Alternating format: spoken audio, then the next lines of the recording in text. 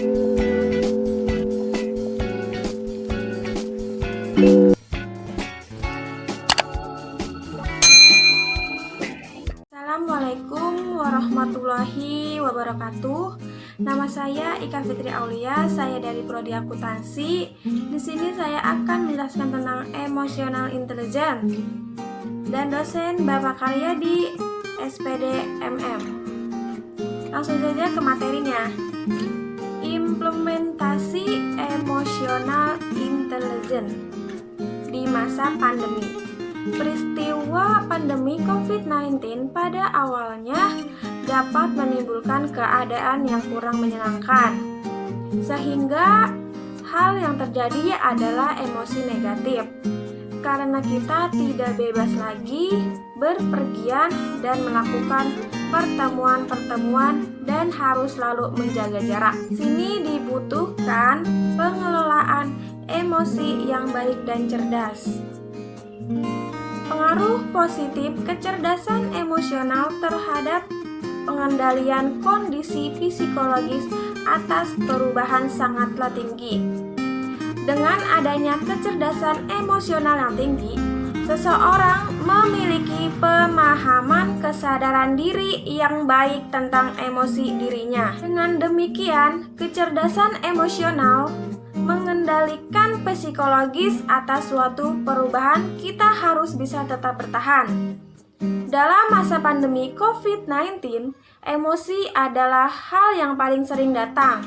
Wajar saja, mengingat banyak masalah yang ikut muncul, mulai dari finansial, keluarga, karir, dan masih banyak lagi.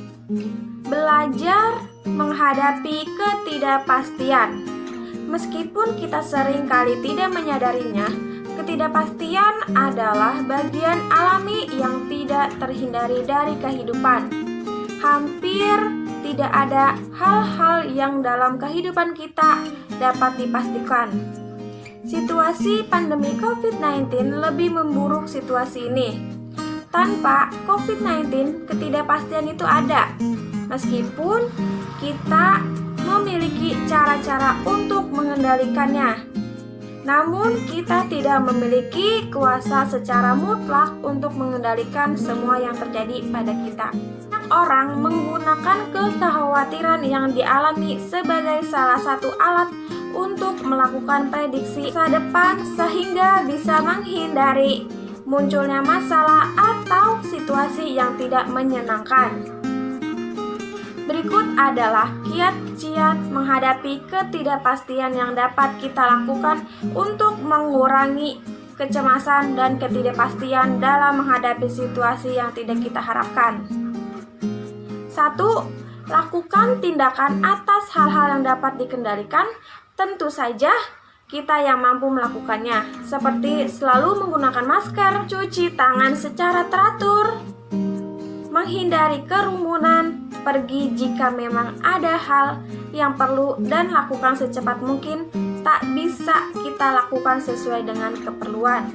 Kedua, menghadapi kebutuhan akan kepastian. Untuk menghadapi hal ini, kita bisa banyak bertanya pada orang yang lebih paham tentang masalah yang dihadapi melalui informasi hasil penelitian atau ahli untuk mengurangi ketidakjelasan. 3. Belajar menerima ketidakpastian.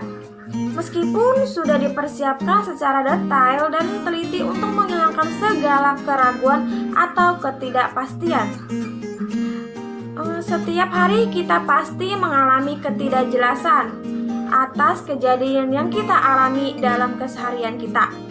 Ketidakpastian yang berasal dari sumber eksternal ini perlu kita pelajari, membaca atau mengikuti berita di media sosial yang terlalu membesar-besarkan masalah atau berita hoaks.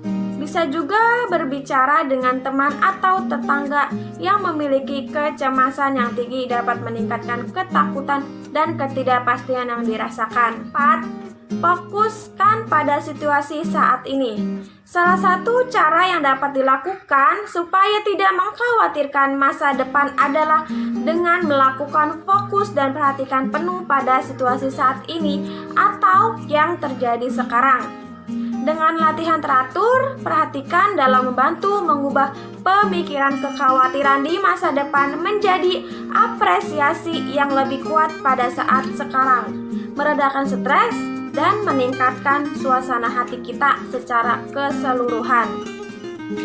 Kelima, mengelola stres dan kecemasan melakukan hobi seperti berkebun dan memasak. Selain menyenangkan karena sesuai dengan hobi yang juga dapat menghasilkan pendapatan jika dikerjakan secara serius.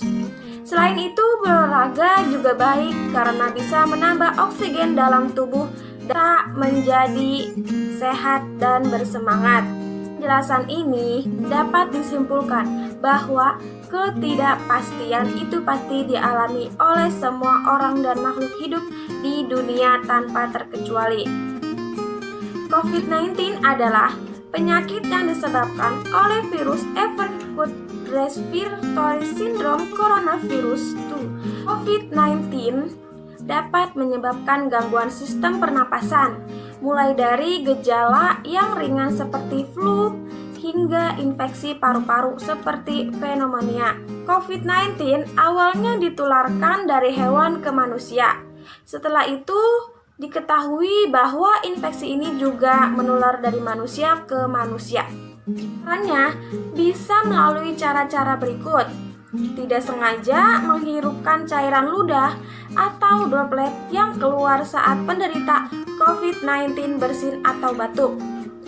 Memegang mulut, hidung, atau mata tanpa mencuci tangan terlebih dahulu setelah menyentuh benda yang terkena droplet COVID-19. Kontak jarak dekat atau kurang dari 2 meter dengan penderita COVID-19 tanpa mengenakan masker.